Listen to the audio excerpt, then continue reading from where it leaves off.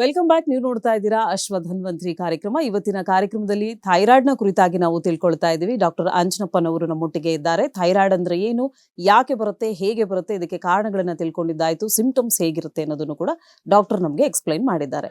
ಇನ್ನು ಪ್ರೆಗ್ನೆನ್ಸಿನಲ್ಲಿ ಈ ಒಂದು ಥೈರಾಯ್ಡ್ ಬಂದ್ರೆ ಮಗುವಿನ ಮೇಲೆ ಏನಾದರೂ ಪರಿಣಾಮ ಬೀರುತ್ತಾ?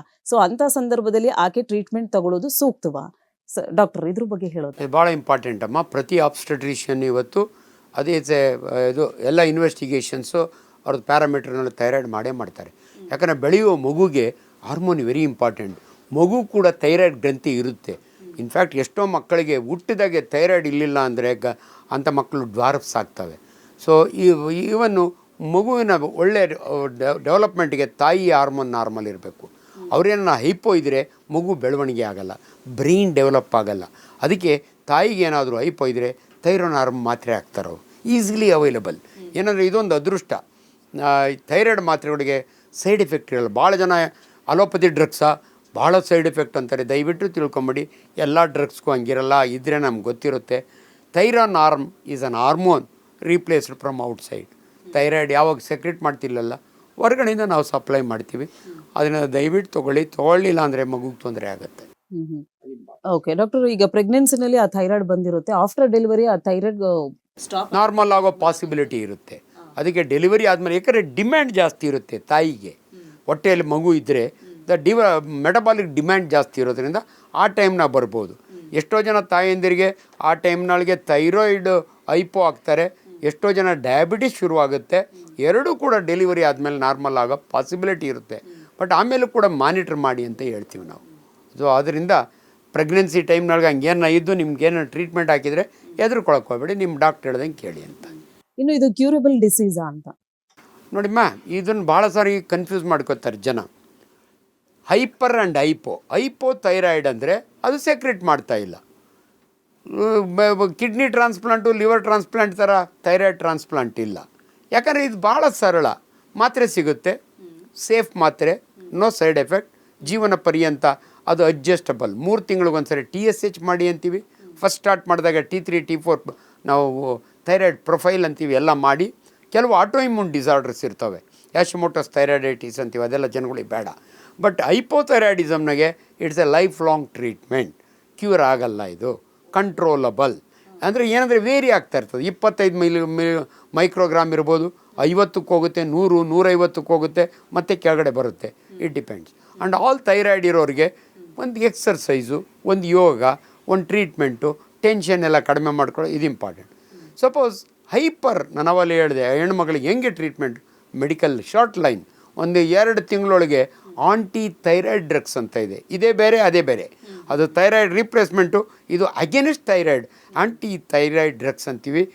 ನಿಯೋಮರ್ಕೆಝೋಲ್ ಅಂತ ಬರುತ್ತೆ, ಪ್ರೊಫೈಲ್ ಥೈರೋರಿಸಲ್ ಅಂತ ಬರುತ್ತೆ. ಇನ್ನೊಂದು ಭಾಳ ಇಂಪಾರ್ಟೆಂಟ್ ಅಂದರೆ, ಆಲ್ರೆಡಿ ಪ್ರೆಗ್ನೆನ್ಸಿ ಮಕ್ಕಳೆಲ್ಲ ಆಗಿದರೆ ಇವತ್ತು ರೇಡಿಯೋ ಅಯೋಡಿನ್ ಥೆರಪಿ ಅಂತ ಇದೆ, ವೆರಿ ಇಂಪಾರ್ಟೆಂಟ್.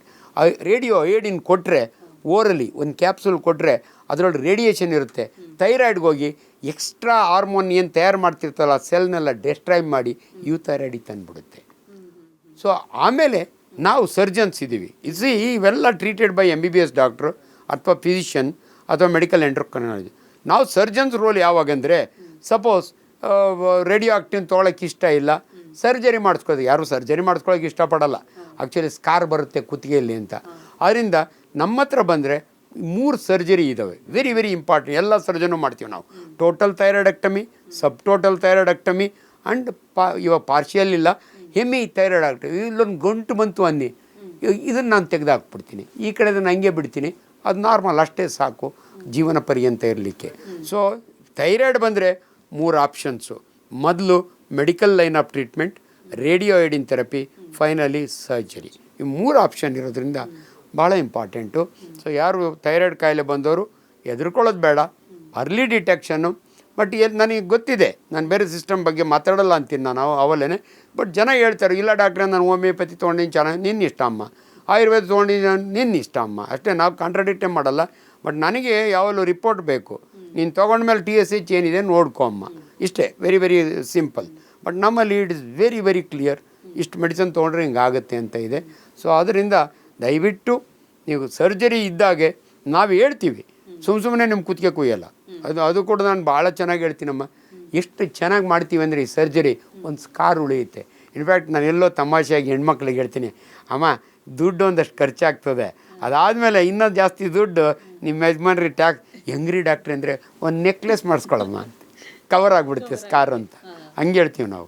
ಆಮೇಲೆ ಇನ್ನೊಂದು ವಿಜ್ಞಾನ ಹೆಂಗೆ ಮುಂದುವರಿಯುತ್ತೆ ಅಂದರೆ, ನೀವು ಇಲ್ಲಿ ಥೈರಾಯ್ಡ್ ಕುಯ್ಬೇಕು, ನಾವು ಸ್ಕಾರ್ ಇದೆಯಲ್ಲ, ಇವತ್ತೊಂದು ಪ್ರೊಸೀಜರ್ ಬಂದಿದೆ, ಟ್ರಾನ್ಸ್ ಓರಲ್ ಬಾಯಿಯೊಳಗಿಂದ ಇದನ್ನು ತೆಕ್ಕೋತಾರೆ. ಅವಲೇ ಗಾಲ್ ಬ್ಲಾಡರ್ ಹೇಳಿದ್ನಲ್ಲ, ಅದು ಕಂಕ್ಳಗಿಂದ ಹೋಗಿ ಇಲ್ಲಿ ಕಾಣೋದೇ ಇಲ್ಲ ಸ್ಕಾರ್, ಈಗ ಯಾರಿಗೂ ತೋರ್ಸೋಕ್ಕಿಲ್ಲ, ಇಲ್ಲಿಂದ ಹೋಗಿ ಥೈರಾಯ್ಡ್ ತೆಗಿತಾರೆ. ಇದೆಲ್ಲ ರೊಬಾಟಿಕ್ ಸರ್ಜರಿ ಬಂದಿದೆ ಇವತ್ತು. ಭಾಳ ಜನ ಕಾರ್ಪೊರೇಟ್ ಹಾಸ್ಪಿಟ್ಲ್ಗಳಲ್ಲಿ, ಹೈಟೆಕ್ ಹಾಸ್ಪಿಟ್ಲಲ್ಲೇ ದುಡ್ಡು ಜಾಸ್ತಿ ಖರ್ಚಾಗುತ್ತೆ. ಇನ್ಶೂರೆನ್ಸ್ ಇರೋರಿಗೆ ಅದೇನು ಚಿಂತೆ ಇಲ್ಲ. ಅದರ್ವೈಸ್ ಎಲ್ಲ ಕಡೆ ಥೈರಾಯ್ಡ್ ಸರ್ಜರಿ, ಬೋರಿಂಗ್ ಹೋಗ್ತೀರಾ ಫ್ರೀ ಮಾಡ್ತಾರೆ. ನಾನು ಬೇಕಾದಷ್ಟು ಮಾಡಿದ್ದೀನಿ. ಜಯನಗರ ಸಾರ್ವಜನಿಕ ಆಸ್ಪತ್ರೆಯಲ್ಲಿ 5 ವರ್ಷ ಇದೆ, ಬೇಕಾದಷ್ಟು ಮಾಡಿದ್ದೀನಿ. ವಿಕ್ಟೋರಿಯಾ ಹಾಸ್ಪಿಟಲ್ 1 ವರ್ಷ ಇದೆ. ಇನ್ಫ್ಯಾಕ್ಟ್ ಹೆಂಗೆ ಡೆವಲಪ್ ಆಗಿ, ಮೊದಲೆಲ್ಲ ಡಾಕ್ಟರ್ ವಿಠಲ್ ನಾವು ಯಾವಾಗಲೂ ನೆನೆಸ್ಕೊಳ್ಳೇವಿ, top surgeon of Karnataka is no more today, was our teacher. Doctor Vithal ಬಿಟ್ಟರೆ FRCS ಸರ್ಜನ್ ಬೇರೆ ಯಾರು ಥೈರಾಯ್ಡ್ ಮಾಡಲ್ಲ ಅನ್ನೋರು. ಟುಡೇ ನಾವೆಲ್ಲ ಹೆಂಗೆ ಟ್ರೈನ್ ಆಗಿದ್ದೀವಿ ಅಂದರೆ ಎವ್ರಿಬಡಿ ಡಸ್ ಥೈರಾಯ್ಡ್. ಅದರಿಂದ ಜನಗಳಿಗೆ ಒಂದು ಮನವಿ, ದಯವಿಟ್ಟು ಗೌರ್ಮೆಂಟ್ ಹಾಸ್ಪಿಟ್ಲ್ ಬಗ್ಗೆ ಕೇವಲವಾಗಿ ಮಾತಾಡಬೇಡಿ. ನಾನು ಅದರಲ್ಲಿ ವರ್ಕ್ ಮಾಡಿದ್ದೀನಿ, ಇವತ್ತು ಪ್ರೈವೇಟ್ನಾಗಿದ್ದೀನಿ. ನಿಮ್ಗೆ ಒಳ್ಳೆ ಸರ್ಜರಿ ದುಡ್ಡು ಇಲ್ದಿರ ಆಗೋದು ಅಂದರೆ ಗೌರ್ಮೆಂಟ್ ಹಾಸ್ಪಿಟ್ಲ್ಗಳಲ್ಲಿ ಒಳ್ಳೆ ಸರ್ಜನ್ಸ್ ಇದ್ದಾರೆ, make use of that service ಅಂತ ಹೇಳ್ಬೋದು. ಇನ್ನು ಡಾಕ್ಟರ್, ಥೈರಾಯ್ಡ್ ಗ್ರಂಥಿ ತೆಗೆದ ಮೇಲೆ ನಮ್ಮ ದೇಹದಲ್ಲಿ ಬೇರೆ ರೀತಿಯಾದಂಥ ಬದಲಾವಣೆಗಳೇ ಆಗುತ್ತೆ. ಗ್ರಂಥಿ ತೆಗೆದುಬಿಟ್ಟಿದ್ದಾರೆ ಅಂದರೆ ತುಂಬ ಹುಷಾರಾಗಿರಬೇಕು, ತುಂಬ ಕೇರ್ಫುಲ್ ಆಗಿರಬೇಕು ಅಂತ ಹೇಳ್ತಾರೆ. ಏನೂ ಇಲ್ಲಮ್ಮ, ಒಳ್ಳೆ ಕ್ವೆಶನ್ ಕೇಳಿದಿರಿ ನೀವು. ಟೋಟಲ್ ಥೈರಾಯ್ಡೆಕ್ಟಮಿ ಅಂದರೆ ಅಲ್ಲಿ ಏನು ಉಳಿಸಿರಲ್ಲ ನಾವು. ಸೊ ಅವರಿಗೆ ಲೈಫ್ ಲಾಂಗ್ 1.5 ತಿಂಗಳು ಬಿಟ್ಟರೆ ಹೈಪೋಥೈರಾಯ್ಡಿಸಮ್ಗೆ ಹೋಗ್ತಾರೆ ಅವರು. ಆಮೇಲೆ ಈ ಮಾತ್ರೆ ಕೊಡ್ತೀವಿ, ಮುಗೀತು. ಕೆಲವ್ರಿಗೆ ಏನು ಮಾಡ್ತೀವಮ್ಮ, ಅದಕ್ಕೇ ತುಂಬ ಕಡೆ ನಾವು ಹೇಳ್ತೀವಿ, medical student what is the advantage of sub total thyroidectomy ಅಂತೀವಿ. ಇಡ್ದಪ್ಪ ಗ್ಲ್ಯಾಂಡ್ ಇರುತ್ತೆ, ಎಲ್ಲ ತೆಕ್ಕೊಂಡ್ಬಿಡ್ತೀವಿ. ಒಂದು ಬೆಳ್ಳನಷ್ಟದ್ದು ಈ ಟ್ರೇಕಿಯೋ ಈಸೋಫೇಜಿಯಲ್ ಗ್ರೂವ್ ಅಂತೀವಿ, ಈ ಕಡೆ ಬಿಡ್ತೀವಿ. ಅಷ್ಟೇ ಸಾಕು ಆ ಮನುಷ್ಯನಿಗೆ ಜೀವನ ಪರ್ಯಂತ ಹಾರ್ಮೋನ್ ಸೆಕ್ರೆಟ್ ಮಾಡಲಿಕ್ಕೆ. ಸೊ ಅದಕ್ಕೆ ನಾವು ಮೆಡಿಕಲ್ ಸ್ಟೂಡೆಂಟ್ಸ್ ಕೇಳ್ತೀವಿ, ಟೋಟಲ್ ಥೈರಾಯ್ಡೆಕ್ಟಮಿ ಇವತ್ತು ಮಾಡ್ತೀವಿ, ಬಟ್ ಸಬ್ ಟೋಟಲ್ ಅಂದರೆ ಕ್ಯಾನ್ಸರ್ ಇಲ್ಲ ನೋಡಿ. ಕ್ಯಾನ್ಸರ್ನಾಗೆ ಜೀವ ಮೋರ್ ಇಂಪಾರ್ಟೆಂಟ್ ದೆನ್ ಎನಿಥಿಂಗ್. ಅದಕ್ಕೋಸ್ಕರ ಟೋಟಲ್ ಥೈರಾಯ್ಡೆಕ್ಟಮಿ ಮಾಡ್ತೀವಿ ಕ್ಯಾನ್ಸರ್ನಲ್ಲಾದರೆ. ಈ ಬಿನೈನ್ ಕ್ಯಾನ್ಸರ್ ಮಲ್ಟಿನಾಡ್ಯುಲರ್ ಸಬ್ ಟೋಟಲ್ ಮುಂದೆ ಥೈರಾಯ್ಡ್ ಟಿಶ್ಯೂ ಅವ್ನು ಬೆಳ್ಳಿನ ಗಾತ್ರದ್ದು ಬಿಡ್ತೀವಿ. ಒಂದು ನರ್ವ್ ಇರುತ್ತೆ, ಅದನ್ನು ಡ್ಯಾಮೇಜ್ ಮಾಡಲ್ಲ. ಇದು ಸಮ್ ಕಾಂಪ್ಲಿಕೇಶನ್ಸ್ ಇದಾವೆ, ಆಮೇಲೆ ಹೇಳ್ತೀನಿ. ಬಟ್ ಡೆಫಿನೆಟ್ಲಿ ಯಾವ ರೀತಿಯ ಟೋಟಲ್ ಥೈರಾಯ್ಡ್ ತೆಗೆದ್ರೂ ಕೂಡ ಟ್ರೀಟ್ಮೆಂಟ್ ಇದೆ. ಏನು ನೀವೇನು ಕೇರ್ಫುಲ್ ಆಗಿರೋದಲ್ಲ, ಕರೆಕ್ಟಾಗಿ ಮಾತ್ರೆ ತೊಗೊಳ್ಳೋದು ಅಷ್ಟೇ. ಹಾಗಿದ್ರೆ ಸರ್ಜರಿ ಆದ್ಮೇಲೂ ಕೂಡ ಮಾತ್ರೆಗಳನ್ನ ತಗೊಳ್ತಾನೆ ಇರಬೇಕು? ಹೌದು, 100%. ಟೋಟಲ್ ಆದರೆ, ಸಬ್ ಟೋಟಲ್ ಆದರೆ ಇಲ್ಲ. ಅದರಲ್ಲಿ ವೆರೈಟೀಸ್ ಇರ್ತವೆ, ನಾವು ಹೇಳ್ತೀವಿ. ಹಂಗಾಗಿ ಸಾಕಿ ಟೋಟಲ್ ಥೈರಾಯ್ಡ್ ತೆಗೆದುಬಿಟ್ಟ ಅಂದರೆ ರೀಪ್ಲೇಸ್ಮೆಂಟ್ ಕೊಡಬೇಕು. ಇನ್ನು ಕೊನೆಯದಾಗಿ ಕಾಂಪ್ಲಿಕೇಶನ್ಸ್ ಅಂತ ಬಂದರೆ ಯಾವ ರೀತಿಯಾಗಿ? ಭಾಳ ಜನ ಹೆದರ್ಕೋತಾರಮ್ಮ, ಥೈರಾಯ್ಡ್ ಆಪ್ರೇಷನ್ ವಾಯ್ಸ್ ಹೋಗ್ಬಿಡುತ್ತಂತೆ. ಹೌದಾ ಡಾಕ್ಟ್ರೇ? ಪರ್ಟಿಕ್ಯುಲರ್ಲಿ ಸಿಂಗರ್ಸ್ ಈ ಮಾತು ಕೇಳ್ತಾರೆ. ಥೈರಾಯ್ಡ್ ಆಪ್ರೇಷನ್ ನಿಜ ಅಮ್ಮ. Careless surgeon can damage the nerve. Recurrent laryngeal nerve ಅಂತ ಇರುತ್ತೆ. ಆ ನರ್ವ್ನ ನಾನು ಒಳ್ಳೆ ಸರ್ಜನ್ ಆದರೆ ನನ್ನ ಅಸಿಸ್ಟೆಂಟ್ಸ್ಗೆ ಟೇಬಲ್ ಮೇಲೆ ಡೆಮಾನ್ಸ್ಟ್ರೇಟ್ ಮಾಡಬೇಕು. ನಾನು ಆಪ್ರೇಷನ್ ಮಾಡಿ ನೋಡಿ, ಇಲ್ಲಿದೆ ನೋಡು ರಿಕರೆಂಟ್ ಲೆರಿಂಜಿಯಲ್ ಅಂತ, ಅದನ್ನು ಸೇವ್ ಮಾಡಿಬಿಟ್ಟು ಆಪ್ರೇಷನ್ ಮಾಡ್ತೀನಿ. ಕೇರ್ಲೆಸ್ ಸರ್ಜನ್ನು ಅದನ್ನು ಡ್ಯಾಮೇಜ್ ಮಾಡ್ಬೋದು. ಸೊ ಅವಾಗೆ ರಿಕರೆಂಟ್ ಲೆರಿಂಜಿಯಲ್ ಡ್ಯಾಮೇಜ್ ಆದರೆ ವಾಯ್ಸ್ ಹೊರಟೋಗುತ್ತೆ. ನಾವು ಎಷ್ಟೋ ಜನ ನೋಡಿದ್ದೀವಿ, ಸತ್ತೋಗೋದು ನೋಡಿದ್ದೀವಿ. ಯಾರು ಹೆದರ್ಕೋಬೇಡಿ ನನ್ನ ಮಾತು ಕೇಳಿ. ಬಟ್ ಎರಡೂ ಕಡೆ ನರ್ವ್ ಡ್ಯಾಮೇಜ್ ಮಾಡಿದರೆ ಅವರಿಗೆ ಉಸಿರಾಡೋಕ್ಕಾಗಲ್ಲ. ಬಟ್ ನಾವು ಸರ್ಜನ್ಸ್ ಕೇರ್ಫುಲ್, ಇಮಿಡಿಯೇಟ್ಲಿ ಟ್ರೇಕಿಯಾಸ್ಟಮಿ ಅಂತ ಮಾಡ್ತೀವಿ, ಜೀವ ಉಳಿಯುತ್ತೆ. But some very few complications. ಹಂಗಾಗಿ ದಯವಿಟ್ಟು ಹೆದರ್ಕೋಬೇಡಿ. ಇವತ್ತು ಕಾಂಪ್ಲಿಕೇಶನ್ಸ್ ಭಾಳ ಕಡಿಮೆ ಇದ್ದಾವೆ. ಹಳೆ ಕಾಲದಲ್ಲಿ ಇನ್ಫ್ಯಾಕ್ಟ್ ಥೈರಾಯ್ಡ್ ಸರ್ಜರಿನ ಮೊದಲು ಮಾಡಬೇಡ ಅನ್ನೋರು ಥಿಯೋಡರ್ ಕಾಕರ್ ಕಾಲದಲ್ಲಿ. ಇವತ್ತು thyroid surgery is very safe. ದಯವಿಟ್ಟು ಈ ಡಿಸಾರ್ಡರ್ನ, ನನಗೆ ಭಾಳ ಖುಷಿ. ಥೈರಾಯ್ಡ್ ಬಗ್ಗೆ ತುಂಬ ಜನ ತಪ್ಪು ಇದು ಅದರೊಳಗಾಗಿ ಇವತ್ತು ಈ ವಾಟ್ಸಪ್ ಯೂನಿವರ್ಸಿಟಿ ಒಳಗೆ ತಪ್ಪು ಮಾಹಿತಿ ಬರುತ್ತೆ. ಅಮ್ಮ, ನಾನೊಬ್ಬ ಸರ್ಜನ್ ಆಗಿ, ಕ್ಲಿನಿಷಿಯನ್ ಆಗಿ ಅಶ್ವವೇಗದ ಮುಖಾಂತರ ನಿಮ್ಮ ಜೊತೆಯಲ್ಲಿ ಕೂತ್ಕೊಂಡು ಆದಷ್ಟು ನಾರ್ಮಲ್ ಏನು ನೀವು ತಿಳ್ಕೊಬೇಕು ಅದನ್ನು ವೈಜ್ಞಾನಿಕವಾಗಿ ಕೊಟ್ಟಿದ್ದೀನಿ. ಯಾಕಂದ್ರೆ ನಾನು ವಿಜ್ಞಾನ ಪರಿಷತ್ತಿನ ಉಪಾಧ್ಯಕ್ಷ ಇದ್ದೀನಿ. ಓಕೆ ಡಾಕ್ಟರ್, ಇದುವರೆಗೂ ಕಾರ್ಯಕ್ರಮದಲ್ಲಿ ಭಾಗವಹಿಸಿ ಥೈರಾಯ್ಡ್ನ ಕುರಿತಾಗಿ ಡೀಟೇಲ್ ಇನ್ಫಾರ್ಮೇಷನ್ನ ಶೇರ್ ಮಾಡಿದ್ದೀರಾ. Thank you so much. ವೀಕ್ಷಕರೇ, ಇವತ್ತಿನ ಕಾರ್ಯಕ್ರಮದ ಮುಖಾಂತರವಾಗಿ ಥೈರಾಯ್ಡ್ನ ಕುರಿತಾಗಿ ಸಾಕಷ್ಟು ಮಾಹಿತಿಯನ್ನು ನೀಡಿದ್ದೀವಿ. ಕಾರ್ಯಕ್ರಮ ಎಲ್ಲರಿಗೂ ಇಷ್ಟವಾಗಿದೆ ಅಂತ ಭಾವಿಸ್ತಾ ಕಾರ್ಯಕ್ರಮವನ್ನು ಮುಕ್ತಾಯಗೊಳಿಸ್ತಾ ಇದ್ದೀವಿ. ಮತ್ತೆ ನಿಮ್ಮ ಭೇಟಿ ಮುಂದಿನ ಸಂಚಿಕೆಯಲ್ಲಿ. ಧನ್ಯವಾದಗಳು.